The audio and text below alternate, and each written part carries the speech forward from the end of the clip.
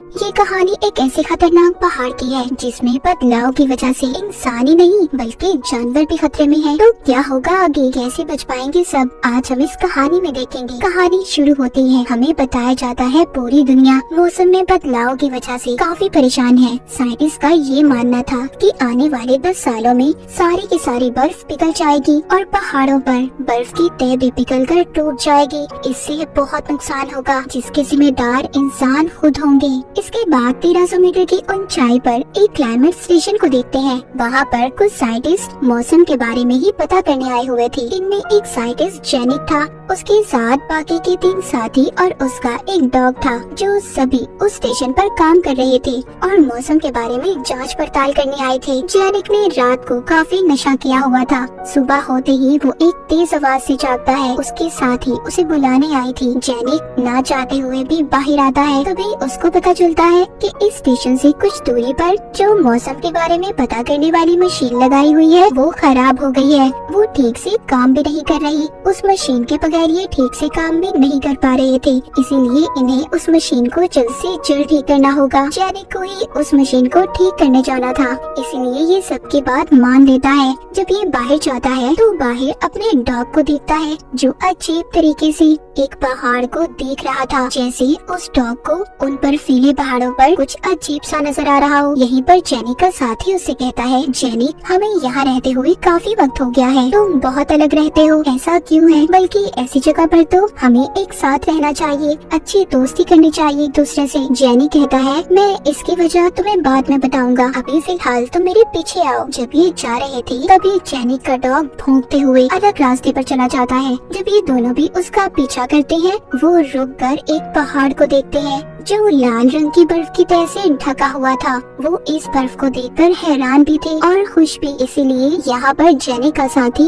इस बर्फ का सैंपल लेता है ताकि बाद में ये इस पर जांच कर सके। जेनिक को पास ही गुफा से अजीब सी आवाजें भी आती हैं, लेकिन वो इस बात पर ध्यान नहीं देता और क्लाइमेट मशीन का ट्रांसफार्मर ठीक करने लगता है। पर उसका डॉग उस आवाज का पीछा करता हुआ गुफा तक चला जाता है। वहीं पर पत्थरों के पास एक लोमड़ी थी जो अजीब सी सांस ले रही थी। उसके पेट में कुछ हिल भी रहा था। अचानक से उस लोमड़ी का पेट फट जाता है। बाहर जेनिक को अपने डॉग के रोने की आवाज भी आ रही थी, इसीलिए ये जल्दबाजी में जब उठने लगता है तो इसका सर टकरा जाता है। इसका साथी भी पहाड़ से गिर गया था। जब ये जाकर देखते हैं तो इसका डॉग रो रहा था। उधर ही ये लोमड़ी की लाश को भी देखते हैं, पर इसके डॉग के जिस्म पर भी अजीब सी चोट का निशान था। गुफा के अंदर से और भी अजीब सी आवाजें आ रही थी, पर जेनिक उन पर कोई ध्यान नहीं देता और अपने डॉग को बाहर ले आता है। ये वापस से अपने स्टेशन पर आ गए थे। जेनिक का साथी वो बर्फ का सैंपल अपनी दूसरी साथी को देता है जो अपने साथ लाया था।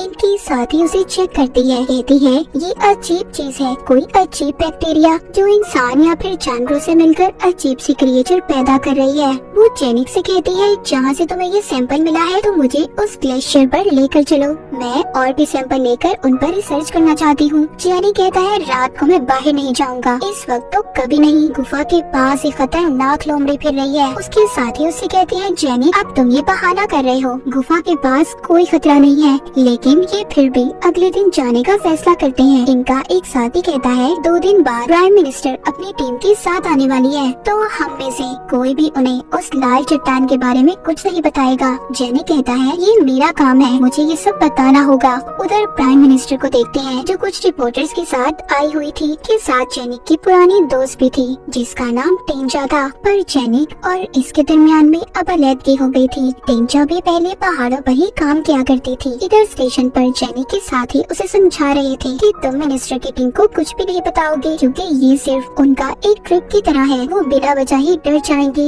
इसलिए जेनिक का साथी उसे नशे की दवा भी दे देता है ताकि ये किसी को कुछ भी न बता पाए। जेनिक को टेंजा का फोन आता है। वो बताती है, कल सुबह हम मिनिस्ट्री के साथ पहाड़ों पर जाएंगे और तस्वीरें लेंगे। जेनिक को बहुत अच्छा लग रहा था कि बहुत वक्त के बाद वो टेंजा से मिलेगा, पर जेनिक की टीम परेशान थी कि कहीं ये सारी बातें अपनी दोस्त टेंजा को ना बता दे। जेनिक जब बाहर आता है तो उसे किसी के चलने की आवाज महसूस होती है। ये फौरन से अपने साथियों को बुलाता है। वो चीज जेनिक पर हमला कर रही थी। जब उसके साथी बाहर आते हैं, जेनिक सबसे कहता है, चुप जाओ, मुझ पर किसी अजीब सी दिखने वाली लोमड़ी ने हमला किया है, जिसके सर पर सींग भी थे। पर कोई भी जेनिक की बात पर यकीन नहीं करता। उनको लग रहा था जो कुछ भी जेनिक बोल रहा है शायद नशे में है। पर जेनिक कहता है, बहुत बड़ा खतरा है, मुझे ये बात मिनिस्टर को बतानी होगी। इसी बात पर जेनिक और उसके साथियों में लड़ाई हो जाती है। उसका एक साथी समझाता है, देखो ऐसा कुछ नहीं है, तुम्हें गलतफहमी हुई है, जाओ जाकर आराम करो।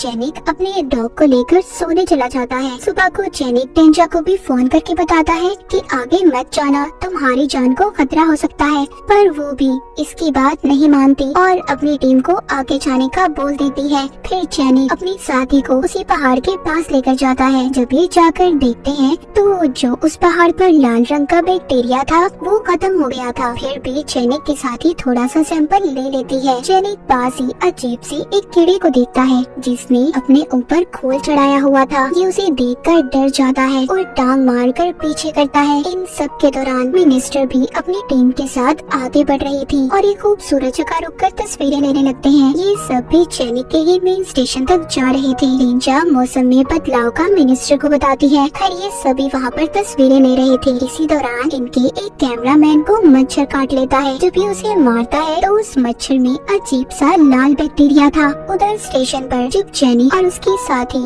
अजीब से कीड़े पर रिसर्च कर रहे थे तो वो हिलने लगता है, जिससे सब डर गए थे। उनकी साथी कहती है, इसके अंदर वही लाल बैक्टीरिया है जो उस पहाड़ पर से मिला था। वो बताती है ये अजीब कीड़ा लोमड़ी और मच्छर के डीएनए से मिलकर बना है और ये लाल बैक्टीरिया है जो जानवरों के डीएनए से मिलकर अजीब से क्रिएचर पैदा कर सकता है। वो कहती है जब वो लाल बैक्टीरिया जिस पहाड़ पर था उसकी बर्फ जब पिघली होगी तो वो पानी में शामिल हुई होगी, जिस पानी को लोमड़ी ने पिया होगा, और मच्छर जिसको उसने खाया होगा। इन दोनों के डीएनए से मिलकर ये कीड़ा पैदा हुआ है। जेनी कहता है अगर इसी तरह का कोई और जानवर इंसान को काट ले तो क्या होगा। वो बताती है अगर ऐसा हुआ तो इंसान का दिमाग भी जानवर की तरह हो जाएगा। जिसके बाद जेनिक अपने कमरे में जाता है और अपने डॉग को देखता है। उसे समझ आ गई थी कि उसके डॉग के पेट में भी कोई क्रिएचर है जो आहिस्ता आहिस्ता बड़ा हो रहा है। जेनी एक बार फिर टेंचा को फोन करता है। कहता है कि अभी तुम जिस रास्ते से आ रहे हो उधर लाल बैक्टीरिया वाले जानवरों का खतरा हो सकता है, तुम्हें दूसरे रास्ते से आना चाहिए। टेंचा अपनी टीम को बताती है। वो जब जेनिक से बात कर रही थी तो अपने डॉग के रोने की आवाज को भी सुनती है। कहती है जेनिक अभी तुम कुछ मत करना, मैं आ रही हूँ, हम मिलकर उसे बचा लेंगे। उधर जिस कैमरामैन को मच्छर ने काटा था उसकी हालत भी खराब हो रही थी, लेकिन वो बेचारा सोचता है शायद उसके साथ ये सब थकावट से हो रहा है। तभी यहाँ पर हम एक लड़के को भागते हुए देखते हैं जिसका पीछा लाल बैक्टीरिया वाली चील कर रही थी। उस लड़की का पाँव पत्थर से टकरा जाता है, वो गिर जाती है और वो खतरनाक चील उसके पाँव पर बार बार वार कर रही थी। उधर स्टेशन पर जेनिक अपनी टीम से कहता है मैं इन सब के बारे में मिनिस्टर को बता दूंगा, पर उसकी टीम के लोग उसे मना करते हैं। कहते हैं पागल मत बनो, इस लाल बैक्टीरिया वाली बात से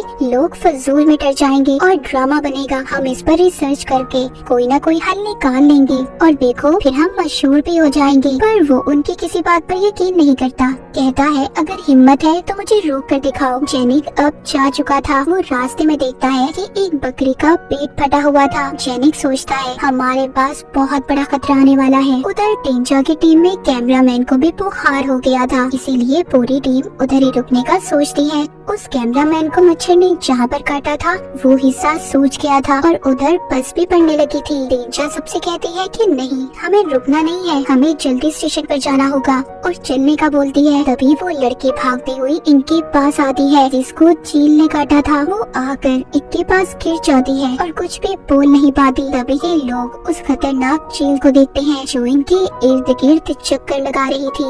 ये सब उस चील को देखकर डर गए थे। मिनिस्टर का बॉडीगार्ड उस चील को गोली मारने की कोशिश करता है, लेकिन चील अचानक से गायब हो जाती है। सब समझते हैं कि वो जा चुकी है, पर ऐसा नहीं था। वो अचानक से आकर बॉडीगार्ड पर हमला कर देती है और उसे मार देती है। कैमरामैन भी जिसको मच्छर ने काटा था डर कर यहाँ से भाग जाता है, लेकिन अभी तक जेनिक भी आ गया था जो सबको बचाकर स्टेशन पर ले आता है। ये जल्दी से उस लड़की को लुटाकर उसका इलाज करते हैं जिसको चील ने काटा था, मगर टीचा की टीम के आधे लोग बाहर ही रह गए थे। टीचा जैनिक से कहती है हमें जल्द ही मदद बुलानी होगी, तुम कॉल करो। पर जैनिक का साथी बताता है कि हमारे दो साथी उन फोन को लेकर साथ ले गए हैं जो दूसरे स्टेशन पर गए हैं और वो कल सुबह तक वापस आएंगे। इस बात पर जैनिक को बहुत गुस्सा आता है। वो अपने साथी को मारता है, कहता है तुम्हारी वजह से हम बहुत बड़ी मुसीबत में फंस गए हैं। मिनिस्टर यहाँ पर कहती है कि आप मेरा फोन इस्तेमाल कर सकते हैं, लेकिन ये उनसे कहती है कि इतनी ऊंचाई पर आम फोन के सिग्नल नहीं आते, हमें मदद के लिए सैटेलाइट फोन ही चाहिए। ये अब कुछ भी नहीं कर सकती थी। तभी जैनिक को अपने डॉग की आवाज आती है। ये बड़े ही ध्यान से देखने जाता है क्योंकि इसे ऐसा लग रहा था कि उसके अंदर से भी कोई अजीब सा क्रिएचर निकला होगा। इधर स्टेशन पर टीचा जैनिक के साथी से पूछती है सच सच बताओ तुम हम लोगों से क्या छुपा रहे हो। बाहर जैनिक के दो साथी मौसम के बारे में पता करने वाली मशीन तक पहुंच गए थे, पर वहां पहुंचकर इन्हें पता चलता है कि अंदर जाने की चाबी तो दोनों के पास नहीं थी। ये दोनों एक दूसरे से झगड़ा कर रहे थे, पर तभी इनमें से एक साथी ताले को ही तोड़ देता है। जब ये अंदर जाते हैं तो जैनिक की वो साथी जो उस कीड़े पर रिसर्च कर रही थी वो उसको अपने साथ डब्बे में बंद करके लाई थी। जब ये उसे खोलते हैं वो क्रिएचर अचानक से उसके मुंह पर चिपक जाता है। जब ये उसको खुद से छुड़वाने की कोशिश करती है तो इसका साथी एक पत्थर उठाकर उसके सर पर मारता है। वो कीड़ा क्रिएचर तो दूर चला गया था, पर जैनिक के साथी ने अपनी दूसरी साथी को मार दिया था। इधर स्टेशन में टीचा को भी लाल बैक्टीरिया वाले जानवर का पता चल जाता है। वो बहुत गुस्सा होती है, कहती है इतने बड़े खतरे के बारे में उन्हें क्यों नहीं बताया। जब ये जैनिक के पास जाती है तो अपने डॉग को देखती है। जैनिक उसको अपने डॉग का पेट दिखाता है जिसमें कोई चीज चल रही थी। वो जैनिक को एक इंजेक्शन देती है, कहती है इसका यही हल है। पर जैनिक अपने डॉग को खत्म करना चाहता था क्योंकि उसकी तकलीफ वो और नहीं देख सकता था। स्टेशन के अंदर मिनिस्टर को गुस्सा आ रहा था कि इतनी बड़ी बात इन लोगों ने इनसे क्यों छुपाई। वो जैनिक के साथी की पिटाई करने लगती है। पर जब जैनिक अपने बाकी के साथियों को ढूंढने जा रहा था जो दूसरे स्टेशन पर गए थे, अचानक से वही साथी आ जाता है जिसको जैनिक ढूंढने जा रहा था। वो स्टेशन पर आ गया था और इसने अपनी दोस्त को भी मार दिया था। वो आकर कहता है जल्दी से दरवाजा बंद कर लो क्योंकि मेरे पीछे एक बकरी है जो क्रिएचर में बदल गई है और मच्छर भी दोनों मेरे पीछे आ रहे थे। जब ये अंदर आता है तो दोनों जानवर अंदर आने की कोशिश कर रहे थे, पर जैनिक दोनों को अंदर आने से रोकता है और दरवाजा बंद कर लेता है। अपने साथी से अपनी दूसरी साथी का पूछता है जो इसके साथ गई थी। वो इससे पूछता है कि वो कहाँ पर है। तुम्हारे पास फोन था, वो यहाँ पर। सबसे झूठ बोलता है, कहता है कि वो तो न जाने कहाँ पहाड़ों में गुम हो गई और उसी के पास ही फोन था। इतने में क्रिएचर बकरी दोबारा से दरवाजा तोड़ने की कोशिश करती है। वो कोई आम बकरी नहीं थी, वो एक खौफनाक राक्षस ताकतवर बकरी बन चुकी थी जो पूरे स्टेशन को जोर जोर से हिला रही थी। 1 मिनट के लिए खामोशी हो जाती है, सब कुछ रुक गया था। पर अचानक से वो दरवाजा तोड़कर अंदर आने की कोशिश करती है। उसके साथ चील भी थी, लेकिन जैनिक अकेले ही उन्हें अंदर आने से रोक रहा था। मिनिस्टर आगे आती है और ड्रिल मशीन से उस बकरी के सर में सुराख कर देती है। सब बहादुर मिनिस्टर को देख रहे थे। उसने बकरी को मार दिया था कि जान में जान आती है। टीचा बताती है कि हमें बचाने के लिए टीम कल दोपहर तक ही पहुंचेगी, पर वो ये नहीं जानती कि सारी टीम रिसर्च स्टेशन पर ही मौजूद है। उधर जिस लड़की को चील ने काटा था उसकी हालत भी खराब हो रही थी। टीचा और जैनिक ये फैसला करते हैं कि वो मदद के लिए फोन को लेने जाएंगे और अपनी उस साथी को भी ढूंढेंगे जो पहाड़ों में गुम हो गई है। जैनिक अपने उसी साथी को साथ ले लेता है क्योंकि उसे पहाड़ों में गुम हो जाने वाली कहानी पर यकीन नहीं था। कि चले जाते हैं और बाकी के लोगों ने दरवाजे को अच्छे से बंद कर लिया था। जिस लड़की को चील ने काटा था उसको भी होश आ गया था। तभी ये सब उसकी टांग पर देखते हैं जिधर चील ने काटा था। ऐसा लग रहा था कि उसके अंदर कोई चीज चल रही हो। जैनिक का साथी कहता है जो यहाँ पर रुका हुआ था, इसको देखकर ऐसा लग रहा है कि कोई नया जानवर पैदा होने वाला है। सभी लोग घबरा जाते हैं और बाहर जाने लगते हैं। मिनिस्टर कहती है हम इस लड़की का ऑपरेशन करेंगे, जो चीज इसकी टांग में है वो हिस्सा काट कर उसे बाहर निकाल लेंगे और उसे जला देंगे। ये ऐसा ही करते हैं जिससे उस लड़की की जान बच जाती है। बाहर जैनिक और टीचा जो मदद लेने गए थे वो सोच रहे थे कि शायद हम लड़के को नहीं बचा पाएंगे।